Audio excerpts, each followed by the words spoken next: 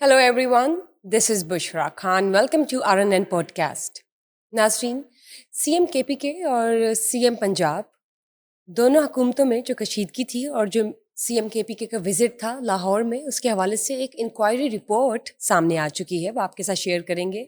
Prime minister की ज़ेर सदारत जो इजलास हुआ है उसके हवाले से भी जानेंगे, और बांग्लादेश ने इंडिया में होने वाले वर्ल्ड कप का बाइकआउट कर दिया है। वेनेज़ुएला के हवाले से क्या अपडेट्स हैं ये भी जानेंगे, और पाकिस्तान में पंजाब में गंदम की पैदावार में बेहतरी आ रही है, ये जानना भी ज़रूरी है। और अगर एजुकेशन के हवाले से बात करते हैं तो एक यूनिवर्सिटी है, यूनिवर्सिटी ऑफ लाहौर, जिसमें एक अफसोसनाक वाक़या हुआ है। एक स्टूडेंट ने सुइसाइड करने की कोशिश की है। मज़ीद मामलात और मज़ीद तफसीलात आपके साथ शेयर करेंगे। मेरे साथ मौजूद है mister Naeem Hanif, senior journalist. अस्सलाम वालेकुम। वालेकुम सलाम। क्या हाल है सर आपके? अल्हम्दुलिल्लाह। सर ये बताइए, सीएम केपीके के जो विज़िट था, जो कशीदगी थी पंजाब सीएम और उनकी जो पूरी टीम है उनके साथ, कोई इंक्वायरी रिपोर्ट आई है, बताइए।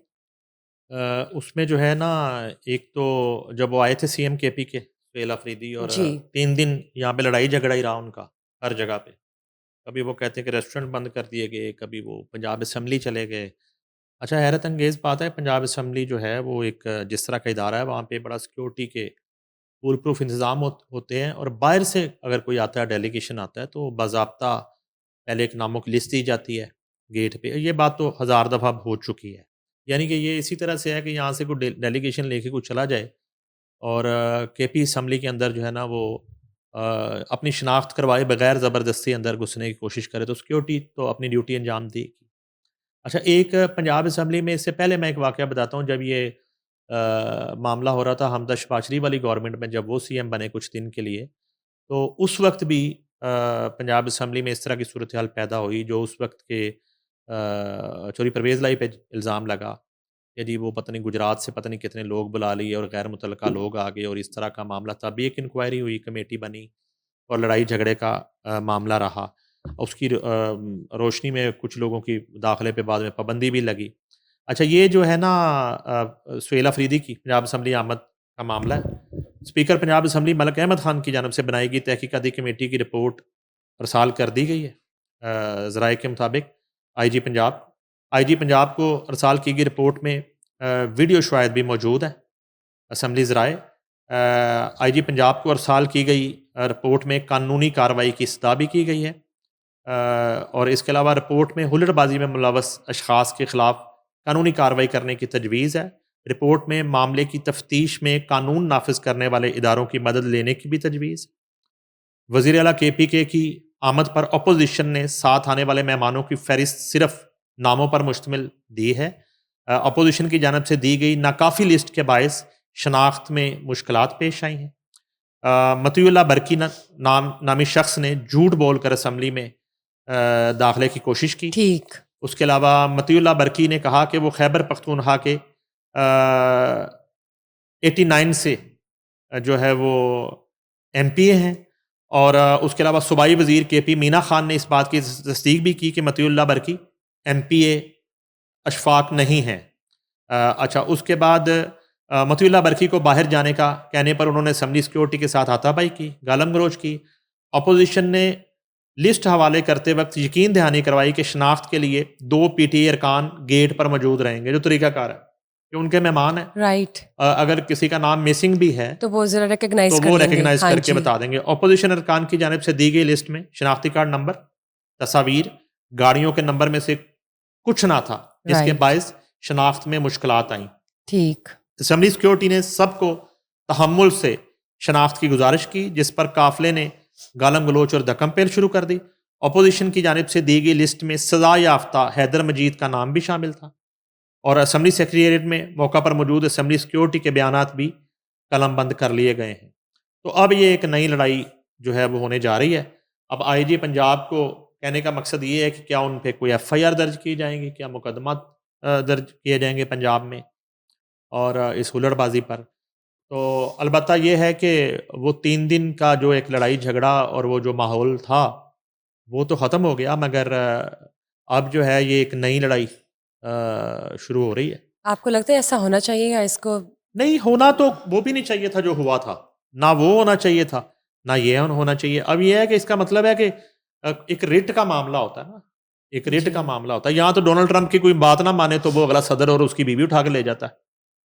ٹھیک ہے, کہنے کا مقصد ہے کہ یہاں پہ پنجاب کی ذمہ داری جو ہے پنجاب کی سیکیورٹی کے پاس ہے, پنجاب اسمبلی کی سیکیورٹی ہے, پنجاب اسمبلی کا اسپیکر پنجاب اسمبلی ذمہ دار ہیں, اور یہ مریم نواز کا صوبہ ہے, وہ اس کی چیف ایگزیکٹو ہیں, وزیر اعلیٰ پنجاب ہیں. تو مسئلہ یہ ہے کہ معاملہ یہ ریٹ کا ہے اصل میں, کہ کوئی بھی باہر سے آ کے کسی بھی دوسرے صوبے سے, چاہے وہ پاکستان کا ہی صوبہ ہے, وہاں سے آ کے کوئی اس طرح اپنی منمانی کر کے, اور یعنی کہ یہاں سے جا کے, جیسے میں نے شروع میں کہا کہ کے پی کے اسمبلی میں کوئی گھس جائے, یا کے پی کے سی ایم ہاؤس میں کوئی گھس جائے, جہاں پہ انہوں نے بہت سے لوگ چھپا رکھے ہیں, 9 مئی والے بھی, تو ابھی تک تو وہاں پہ ریڈ نہیں ہوا. تو کہنے کا مقصد یہ ہے کہ وہاں بھی نہیں ہونا چاہیے, وہاں کے سی ایم کی اور وہاں کی کابینہ کی اور وہاں کے ذمہ داروں کی, اور وہاں جن کے پاس مینڈیٹ ہے ان کی مرضی کے بغیر وہاں پہ ریڈ نہیں ہوتا. میاں اسلم اقبال کو پکڑنے کے لیے ریڈ نہیں ہوتے, مراد سعید کو پکڑنے کے لیے ریڈ نہیں ہوتے, حماد اظہر کو پکڑنے کے لیے ریڈ نہیں ہوتے, 9 مئی کے اشتہاریوں کو پکڑنے کے لیے. اتنا یعنی کہ ایک ان اداروں کے تقدس کا اور ان کی روایات کا اور وہاں کی جو ایک رٹ ہے حکومت کی, اس کا خیال کیا جاتا ہے. تو اسی طرح پنجاب کا بھی کلیم ہے کہ پنجاب کے ان اداروں پر چڑھائی نہ کی جائے اور اس کے اندر آ کے ایک تماشا نہ لگایا جائے.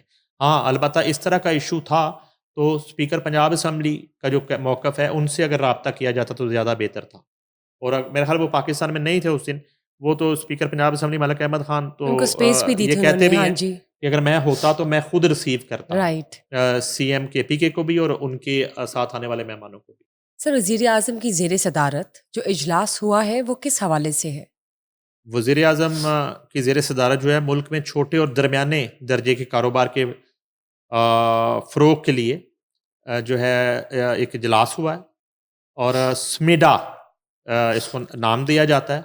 اجلاس میں چھوٹے اور درمیانے درجے کے کاروبار کے فروغ کے لیے آئندہ 3 سال کا روڈ میپ پیش کیا گیا.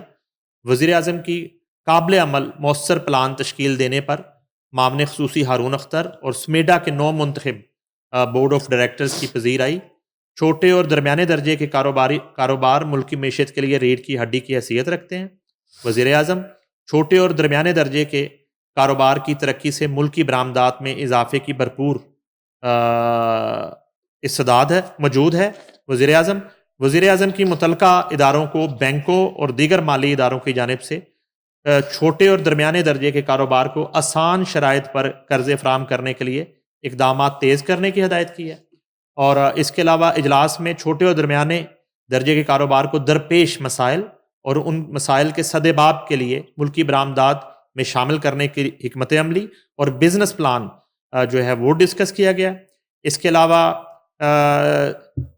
S M E S sector کو عالمی مارکیٹ میں مسابقتی بنیادوں پر متعارف کرانے کے لیے مختلف ممالک کے ساتھ جاری تعاون کو مزید بڑھانے کے حوالے سے اقدامات پر بریفنگ دی گئی ہے. ایس ایم ای ایس کی استعداد بڑھانے کے لیے حال ہی میں 6 شہروں میں متعدد ورکشاپوں کا انعقاد کیا جا چکا ہے. اس کے علاوہ ملکی چھوٹے اور درمیانے درجے کے کاروبار کو عالمی سطح پر مسابقت کے لیے تیار کرنے کے لیے متعدد تربیتی پروگرام بھی جاری ہیں. ایس ایم ای سیکٹر میں شرکت اور بھرپور کردار ادا کرنے کے حوالے سے اقدامات پر بھی بریفنگ دی گئی. اور اجلاس میں وفاقی وزیر اطلاعات و نشریات عطا اللہ تارڑ، معاون خصوصی Haroon Akhtar, governor State Bank Jameel Ahmed, چاروں صوبوں اور آزاد جموں و کشمیر اور گلگت بلتستان کے چیف سیکرٹریز، سمیڈا کے 9 منتخب بورڈ کے ارکان اور متعلقہ اداروں کے افسران بھی شریک ہوئے. سر, انڈیا میں ہونے والے ورلڈ کپ کا بائیک آؤٹ کیا ہے بنگلہ دیش نے. کیا لگتا ہے آپ کو کیا امپیکٹ پڑے گا اور انڈیا کی طرف سے کوئی رسپانس اس حوالے سے کیا ہو سکتا ہے؟ بنگلہ دیش میں حالیہ پرتشدد جو واقعات ہوئے اس میں بھارت میں اقلیتوں کی سلامتی سے متعلق بھی خدشات کا اظہار کیا ہے مظاہرین نے. تو اب یہ ایک نئی لڑائی شروع ہو گئی.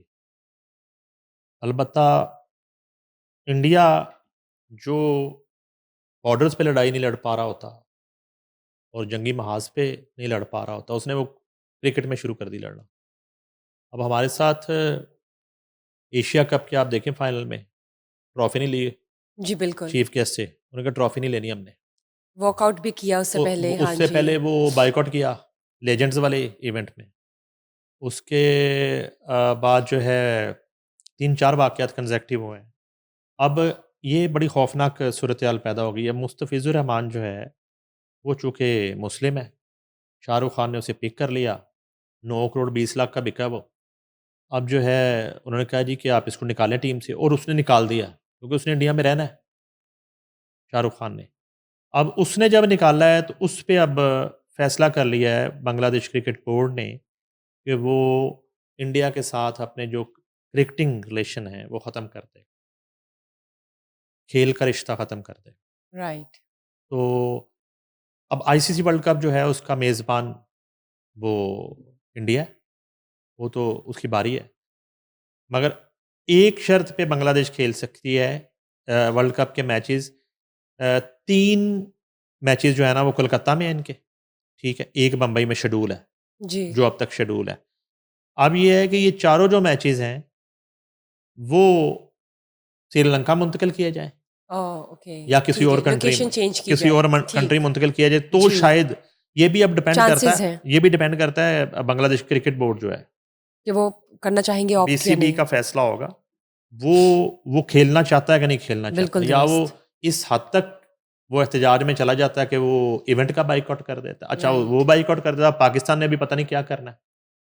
پاکستان کا بھی فیصلہ آنا باقی ہے کہ پاکستان جو ہے وہ اپنے میچز انڈیا میں کھیلنے جائے گی، نہیں کھیلنے جائے گی، کھیلے گی تو کس کنٹری میں کھیلے گی. تو پاکستان کو انڈیا اور آئی سی سی جو ہے الگ اسٹیشن اور الگ پلیٹ فارم مہیا کرتے ہیں، نہیں کرتے، تو پھر اس کا مطلب ہوا کہ ایشیا کی 2 ٹیمیں ورلڈ کپ سے باہر ہو جائیں گی.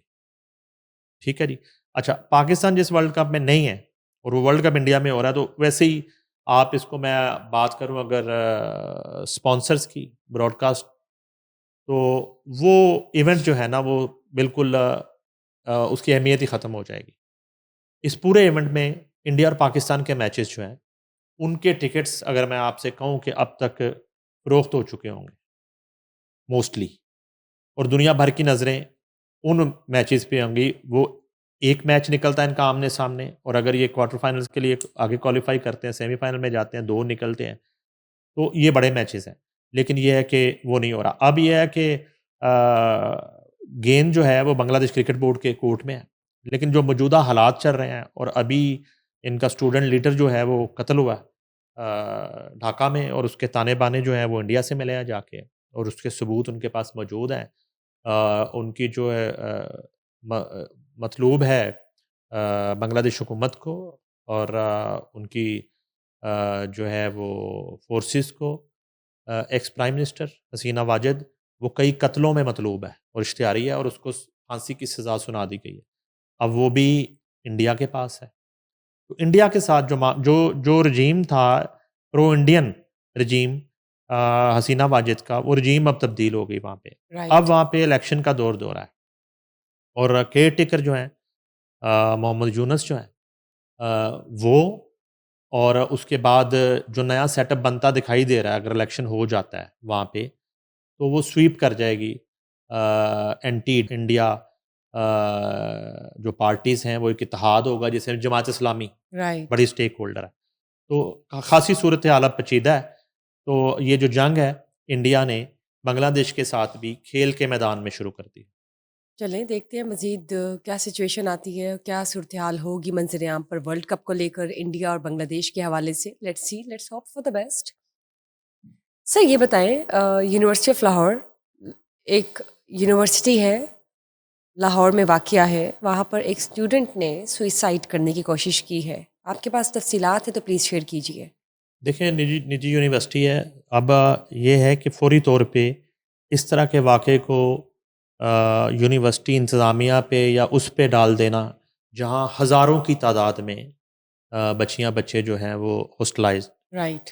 اور وہاں پہ اس سے بہت بڑی تعداد میں بچے جو ہے وہ تعلیم حاصل کرتے ہیں، دوسرے شہروں سے آتے ہیں، دوسرے صوبوں سے آتے ہیں، اور یہ بڑی ویسے کریڈیبل یونیورسٹی ہے. مگر یہ ہے کہ یہ کنزیکٹیو واقعات ہو رہے ہیں. اس سے پہلے بھی ہوئے 1-2 واقعات جی. اس یونیورسٹی میں یا کہیں اور بھی ہوئے. اچھا اب یہ ہے کہ ان کی جو مینجمنٹ ہے ان کی طرف سے ایک پریس کانفرنس سامنے آئی ہے، اور میری اطلاع یہ بھی ہے کہ جو یہ بچی ابھی تو ہاسپٹل میں ہے، غالباً جنرل ہاسپٹل میں ہے، اور یا جناح میں شفٹ کر دیا گیا جنرل سے. تو کہتے ہیں کہ اسے کافی تشویشناک حالت ہے. اور جو اس میں ایک پہلے واقعات میں کوئی ادارے کی طرف سے اساتذہ کی طرف سے کسی طرح کا کوئی سٹریس یا کوئی بدسلوکی یا کوئی سختی. اچھا پھر اس میں ایک معاملہ آ جاتا ہے کہ فیس کا ایشو آ جاتا ہے اور مالی حالات کی صورتحال ہوتی ہے. تو وہ بچی کے جو لواحقین ہیں ان تک کچھ میڈیا پرسن کی ابھی ایکسیس ہوئی ہے. ان کا کہنا ہے کہ اس طرح کا کوئی معاملہ نہیں. بچی کو نہ تو کوئی مالی جو ہے وہ پریشانی تھی اور نہ ہی کوئی یونیورسٹی کی طرف سے. اور کیونکہ پچھلے کئی ماہ کا جو ابھی اکاؤنٹ سے ریکارڈ نکالا گیا ہے اس بچی کی فیسز جو ہیں وہ ان ٹائم جمع ہوتی رہی, کبھی بھی تاخیر نہیں ہوئی اس میں. اور باقی بھی اس کے معاملہ جو تھے وہ سموتھلی چل رہے تھے. مگر فون جو ہے ظاہر ہے کہ وہ اب پولیس نے لیا ہے تحویل میں اور اس میں ایک انویسٹیگیشن جاری ہے. اب انویسٹیگیشن ہی بتا سکے گی کہ یہ معاملہ ہے کیا, اور اس میں فون کا بہت بڑا عمل دخل ہوگا کہ آخری کال کس کے ساتھ ہوئی, کس کے ساتھ بات ہوتی رہی, اور اس کے جو میسیجز ہیں. مگر یہ ہے کہ یہ بڑا ایک جس کو کہتے ہیں کہ دشوار اور مشکل صورتحال ہے ان لوگوں کے لیے جو لاہور جیسے شہر میں یا کراچی جیسے شہر میں یا اسلام آباد جیسے شہر میں یہ جو انسٹیٹیوٹ ہیں اس میں اپنے بچوں اور بچیوں کو تعلیم کے لیے کی غرض سے بھیجتے ہیں. ان کے لیے یہ بڑی ایک تشویشناک اور پریشان کن, ایون بیرون ممالک جو ہے وہ بچے جاتے ہیں اسٹڈیز کے لیے. تو یہاں قبل از وقت ہوگا یہ کہنا کہ یہ جو بعض اوقات ہماری اسمبلیز میں, قومی اسمبلی میں, صوبائی اسمبلیوں میں, تعلیمی اداروں میں ڈرگز جو ہے اس کی بات کی جاتی ہے اکثر. اس حوالے سے بہت سی رپورٹس بھی منظر عام پہ آئیں, اور پی ٹی آئی کے دور میں ان کے ایک وزیر تھے سم تھنگ آفریدی, انہوں نے بڑا خطاب کیا حلف اٹھا کے کہ اسلام آباد کی بات کی انہوں نے, پھر کے پی کے کی بات کی انہوں نے, اور انہوں نے کہا کہ تعلیمی اداروں میں جو ہے وہ بڑا ایزی ایکسیس ہے ڈرگ بیچنے والوں کا, اور ڈرگز کی ترسیل کا معاملہ, اور اس کا نوٹس لیا جائے. تو یہ بھی ایک پہلو ہے, لیکن یہ قبل از وقت ہے. یہ تو انویسٹیگیشن بتا سکے گی کہ اس طرح کے جو واقعات اب ہو رہے ہیں مختلف تعلیمی اداروں میں, تو اس میں ڈرگ کا کتنا عمل دخل ہے. رائٹ. اور اس کے بعد جو ہے کہ بچے جو ہیں تھوڑا سا ماں باپ کی نظروں سے اوجھل ہوتے ہیں, اور یہ برہم و کرم پہ ہوتے ہیں ان یونیورسٹیوں کے, ان کالجز کی مینجمنٹس کے اور ان کی سیکیورٹی کے, اور اب یہاں پہ ان کی کیا ایکٹیویٹی ہوتی ہے, کن لوگوں سے ان کا میل جول ہوتا ہے, نصابی اور غیر نصابی سرگرمیاں جو ہیں ان کی وہ کس طرح کی ہوتی ہیں.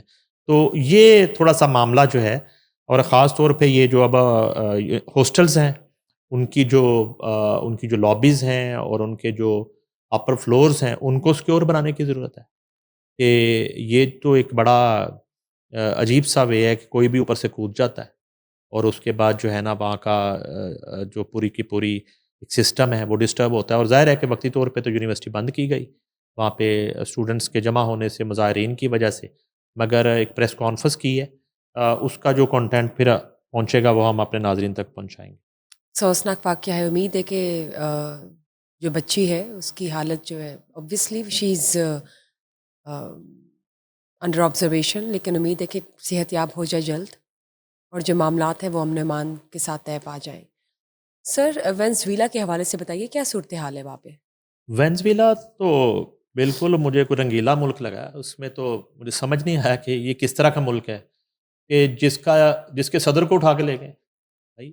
اچھا اس کے بعد کیا ہوا کہ وہ جو نائب ان کی پریزیڈنٹ ہیں, میں نام ذہن سے نکل گیا, وہ انہیں کہا جی کہ وہ پورے ملک میں ہم نے جو ہے نا فوج تعینات کر دی ہے پورے ملک میں, اور بالکل دفاع کے لیے ہم تیار ہیں. بھائی کس طرح کے دفاع کے لیے؟ آپ کی عزت کی دھجیاں اڑا دیں ڈونلڈ ٹرمپ نے, اور آپ کے صدر کو وہ اس طرح لے گیا جس طرح کوئی بھیڑ بکریوں کے ہجوم سے کسی ایک بھیڑ یا بکری کو کوئی اٹھا کے لے جائے. تو وہ کہاں تھی آپ کا ڈیفنس کہاں تھا؟ اور یہ ایک وقت تک یہ دنیا کی چند بہترین جو اکانومیز تھیں اس میں وینزویلا کا شمار ہوتا تھا. آپ کو پتہ یہ 2 درجن ممالک میں ابھی بھی تھا, اور اس کے بعد یہ جو ٹاپ 8 ہیں یہ اس کی دوڑ میں شامل ہو چکا تھا ایک دور میں.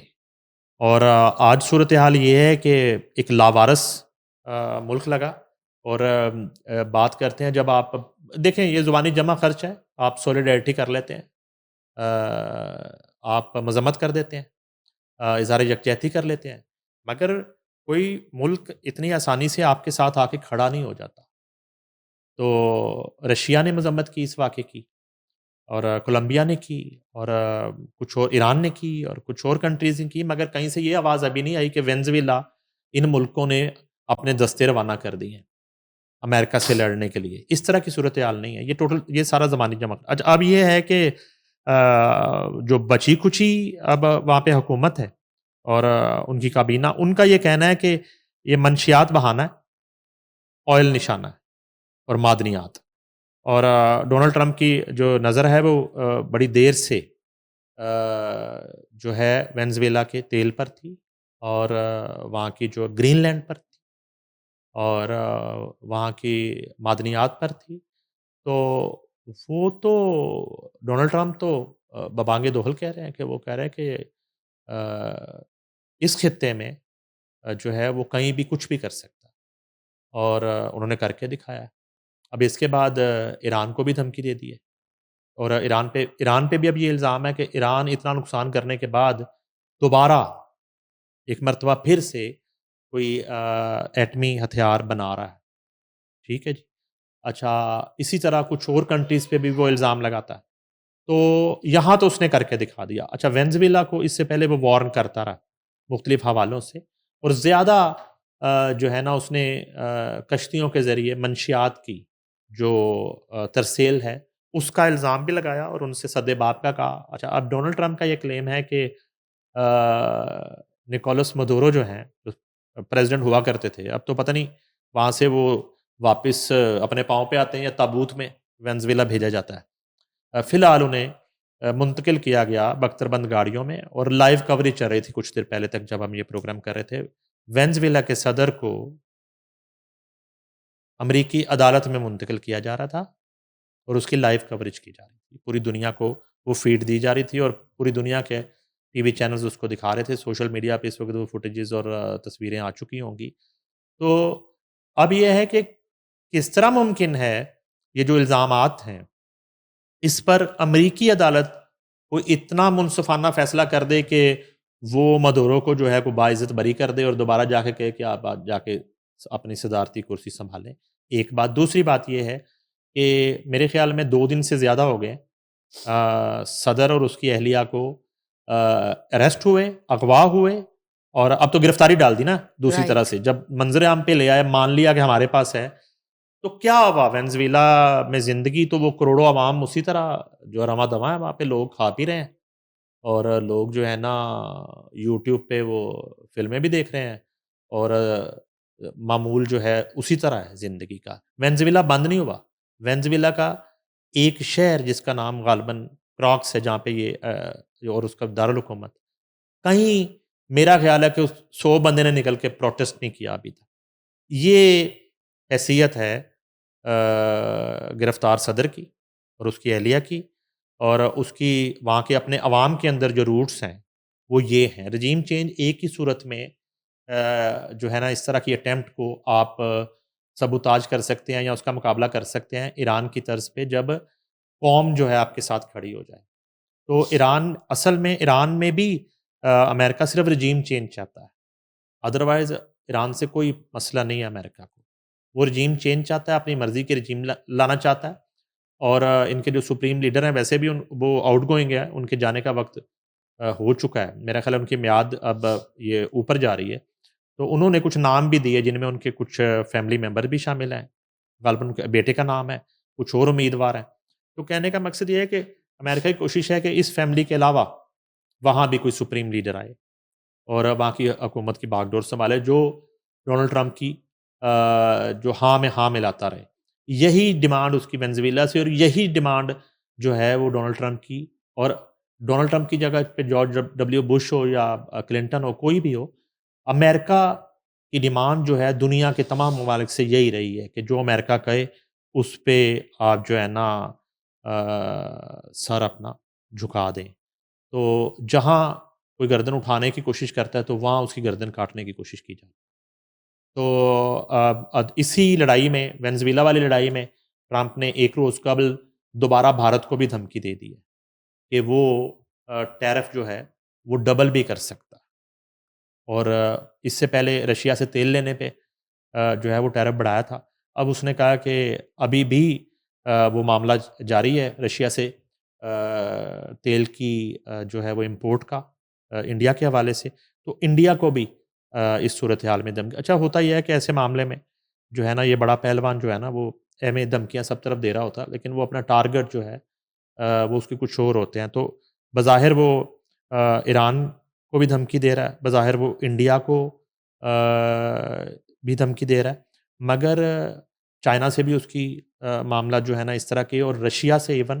لیکن یہ ہے کہ ادھر تو اس نے پریکٹیکلی جو ہے نا اس فوج اتاری، اپنی فورس اتاری، اور وہ بڑی آسانی سے ریکی تو تھی، اور مے بی ریکی میں وہ لوگ بھی شامل ہوں جس سے 2 گھنٹے پہلے وینزویلا کا صدر جو ہے جن کے ساتھ بیٹھ کے ہائی ٹی کر رہا تھا، کھانا کھا رہا تھا، وہ لوگ بھی شامل ہیں، اور یہ ان کے اپنے لوگ شامل ہیں. اور ان لوگوں کو خریدا گیا، ان لوگوں کو پلانٹ کیا گیا وہاں پہ، اور پوری ریکی کے ساتھ اس وقت وہ اپنے محل میں موجود تھا، اس حالت میں تھا، اور اتنی سی سیکیورٹی تھی اس کی کہ اس کو کوئی ایک سنگل فائر نہیں ہوا وہاں پہ، اور ایک سنگل شیل جو ہے وہ نہیں چلا. پریزیڈنٹ ہاؤس کی بات کر رہا ہوں میں، باقی شہر کی بات نہیں کر رہا. وہ تو 6 سے 7 مقامات پر اٹیک ہوا، میزائلوں سے حملے ہوئے، اور یہ ایک توجہ ڈائیورٹ ہوئی. جو سیکیورٹی دفاعی جو سسٹم تھا اس کا، اور جو دفاعی سیکیورٹی تھی، وہ تمام مبذول ہوئی ان حملوں کی طرف جہاں جہاں کیپٹل میں اور 6 دوسری سٹیز میں اٹیک کیے گئے. اسی دوران انہوں نے پریزیڈنٹ اور مسز پریزیڈنٹ کو اٹھایا، خاتون اول کو، اور آرام سے وہ لے گئے. چلے دیکھتے ہیں مزید صورتحال کیا ہوتی ہے، لیکن جو بھی ہے امید ہے کہ اگین پیس ہی ہو، ہارمنی ہو اوور آل اراؤنڈ. ہاں، نوبل ایوارڈ بھی تو چاہیے ڈونلڈ ٹرمپ کو. جو بھی ہو بہترین ہو. Thank you sir for being part of today's show. Thank you guys for watching us today. Just stay tuned for another session. Till then, bye bye.